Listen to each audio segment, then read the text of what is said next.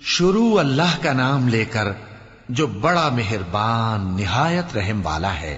جو لوگ کافر ہیں یعنی اہل کتاب اور مشرک، وہ کفر سے باز رہنے والے نہ تھے یہاں تک کہ ان کے پاس کھلی دلیل آ جائے، یعنی اللہ کا ایک پیغمبر جو پاک اوراق پڑھ کر سناتا ہے جن میں مستحکم آیتیں لکھی ہوئی ہیں، اور اہل کتاب جو فرقوں میں بٹے ہیں تو دلیل واضح کے آنے کے بعد ہی بٹے ہیں، حالانکہ ان کو حکم تو یہی ہوا تھا کہ اللہ کی عبادت کریں، اطاعت کو اسی کے لیے خالص کرتے ہوئے یکسو ہو کر، اور نماز قائم کریں اور زکوٰۃ دیں، اور یہی مضبوط اصولوں والا دین ہے۔ جو لوگ کافر ہیں یعنی اہل کتاب اور مشرک، وہ دوزخ کی آگ میں پڑیں گے اور ہمیشہ اسی میں رہیں گے۔ یہ لوگ سب مخلوق سے زیادہ برے ہیں۔ بے شک جو لوگ ایمان لائے اور نیک عمل کرتے رہے وہ تمام خلقت سے بہتر ہیں۔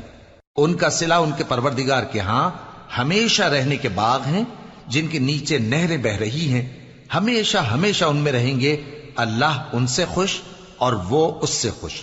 یہ صلہ اس کے لیے ہے جو اپنے پروردگار سے ڈرتا ہے۔